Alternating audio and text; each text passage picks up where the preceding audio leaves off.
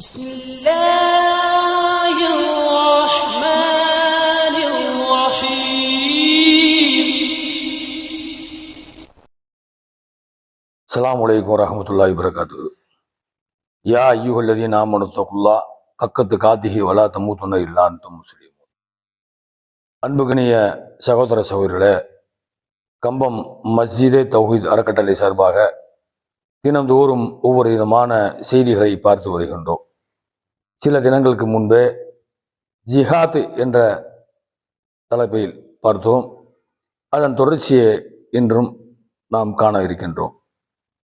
அன்புகனிய சகோதர சகோதரர்களே, இந்த ஜிஹாத் என்றால் பலவிதமான விளக்கங்களை இந்த இஸ்லாமிய மார்க்கம் போதிக்கிறது. அதை பல செய்திகளை நாம் உங்களுக்கு எடுத்து சொன்னோம். ஜிஹாத் என்றால் போர் செய்வது மட்டுமல்ல. ஜிஹாத் என்பது அல்லாஹ்வுடைய தூதர் நபிகள் நாயகம் ஸல்லல்லாஹு அலைஹி வஸல்லம் அவங்க ஒரு போருக்கு போயிட்டு வர்றாங்க. போருக்கு போயிட்டு வரக்கூடிய நேரத்தில் அந்த தோழர்கள்ட்ட சொல்றாங்க, போரை முடிச்சுட்டு வரக்கூடிய நேரத்தில், நீங்க சின்ன ஜிஹாத்தை முடிச்சுட்டு பெரிய ஜிஹாத்துக்கு வந்திருக்கிறீங்க, சின்ன ஜிஹாத்தை முடிச்சுட்டு பெரிய ஜிஹாத்துக்கு வந்திருக்கீங்கன்னு சொல்றாங்க. அப்ப சஹாபாக்கள்லாம் கேட்கிறாங்க, யார் ரசூலல்லாஹ், சின்ன ஜிஹாத்து என்றால் என்ன, பெரிய ஜிஹாத் என்றால் என்னன்னு கேட்கிறாங்க.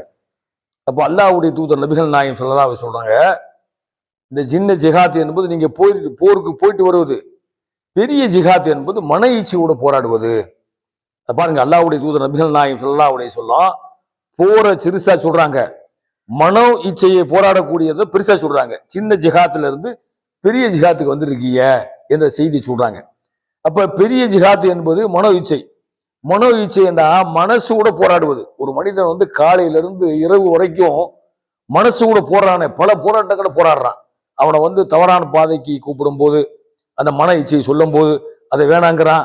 அவனை சாராயம் குடிக்க தூண்டும் போது வேணாங்கிறான். அவனை விச்சாரம் பண்ண சொல்லும் போது வேணாண்டு சொல்றான். அப்ப இந்த மன இச்சையுடைய போராடுவது பயங்கரமான ஒரு பெரிய போராட்டம் என்று அல்லாஹ்வுடைய தூதர் நபிகள் நாயகம் ஸல்லல்லாஹு அலைஹி வஸல்லம் சொல்றாங்க. அப்ப இந்த ஜிஹாத்துக்கு இங்க இருக்கக்கூடிய மக்கள் பல விதமான வியாக்கரணம் கொடுக்குறாங்க. ஜிஹாத் என்பது போர் ஒண்ணு இருக்கு. அது போர் அப்படின்னா அது எந்த அடிப்படையில் போர் சொல்லப்படுது?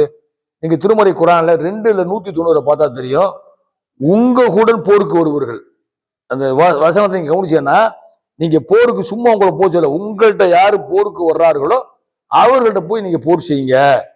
வரம்பு மீறாதீர்கள். வரம்பு மீறுவதை இறைவன் நேசிப்பதில்லை. வரம்பு மீறாதீர்கள் என்ன அர்த்தம்? போர் களத்திற்கு சில விதிமுறைகளை இஸ்லாம் தவிர்த்திருக்குது. என்ன தவிர்த்திருக்குது? நீதிக்காக போராடணும், அநீதிக்காக போராடக்கூடாது. போர்க்களத்தில் முதியோர்களை கொல்லக்கூடாது, சிறுவர்களை கொல்லக்கூடாது, மத குருமார்களை கொல்லக்கூடாது.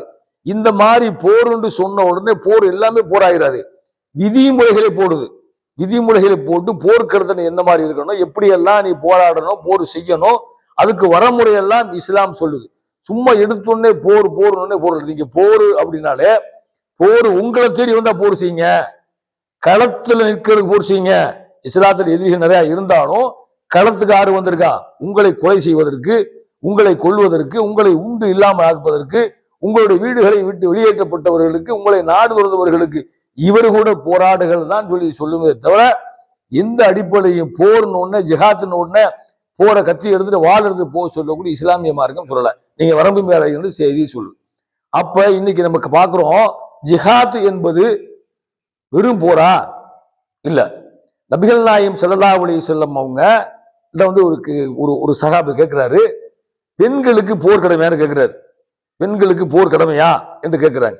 இப்ப அல்லாஹ்வுடைய தூதர் நபிகள் நாயகம் ஸல்லல்லாஹு அலைஹி சொல்றாங்க, அவங்களுக்கு போர் அந்த போர் இல்ல, போரு அவங்க ஹஜ் உம்ரா செய்வது போரு என்று நபிகள் நாயகம் ஸல்லல்லாஹு அலைஹி வஸல்லம் வளர்க்கிறாங்க. அப்ப போர் என்பது தேவைக்கு போர் இருக்கணும். தேவையில்லாம போர் செய்வது இஸ்லாமிய மார்க்கத்தில் அடிப்படை இல்லை. ஏற்கனவே நம்ம பதிவு செஞ்ச செய்தி தான். நபிகள் நாயகம் ஸல்லல்லாஹு அலைஹி வஸல்லம் ஒரு காலத்திலையும் அவர் போய் போர் செய்யவே இல்லை. அவர் போர்க்களத்துக்கு போகவே இல்லை. அவரை நோக்கி மதீனாவுக்கு படையெடுத்து வந்தவர்களைத்தான் எதிர்கொண்டார்களே தவிர, அவர் எந்த இடத்துல ஆயுதத்தை எடுத்து அநீதிக்கு எதிராக, மக்களுக்கு எதிராக அவர் போர் தொடுத்ததே இல்லை. இன்ஷா அல்லாஹ் அடுத்தடுத்த செய்திகளை பின்னாடி பார்க்க இருக்கிறோம். வாஹிர தஅவானா அல்ஹம்துலில்லாஹி ரப்பில் ஆலமீன். அஸ்ஸலாமு அலைக்கும் வரஹ்மத்துல்லாஹி வபரகாத்துஹு.